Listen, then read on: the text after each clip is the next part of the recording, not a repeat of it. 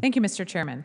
My amendment's very simple. It would prohibit any funds from this act from going towards combining or eliminating the U.S. European and U.S. African commands. According to news reports last month, the Department of Defense is considering doing just that. I think members of this committee on both sides of the aisle would agree that this would be a disaster for our military, hurting readiness, reducing our ability to respond to threats, and empowering our adversaries.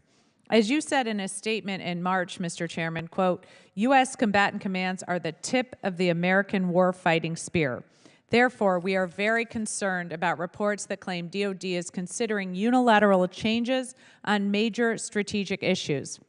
Such moves risk undermining American deterrence around the globe. That's why I've introduced this amendment today. EUCOM is responsible for deterring and, if necessary, fighting a war against Russia and Europe. The mission in Africa is vastly different, so combining the two commands guarantees that our military would focus less on that threat from Russia.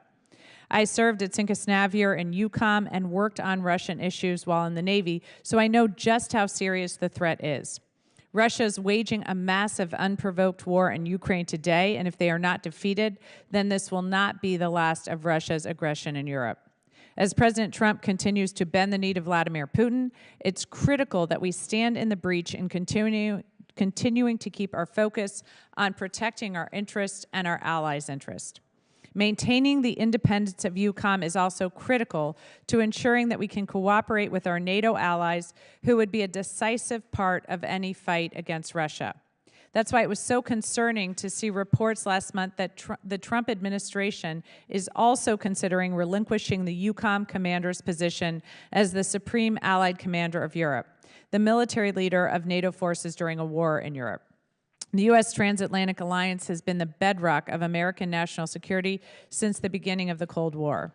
It deterred Soviet aggression for decades and helped establish a peaceful Europe.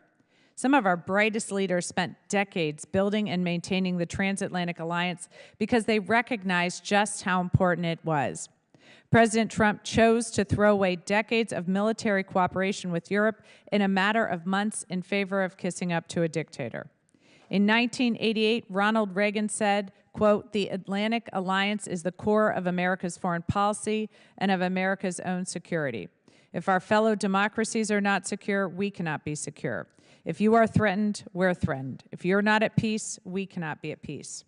But instead of recognizing the importance of decades of American leadership, Trump ceded American leadership in Europe. In February this year, Secretary Hegseth called complete Ukrainian independence from Russia an, quote, unrealistic objective and an illusory goal. So abandoning our European allies would mean abandoning one of our greatest sources of security and strength, our strategic partnerships. We cannot abandon Europe, and I urge my colleagues to support this amendment. Thank you, and I yield back.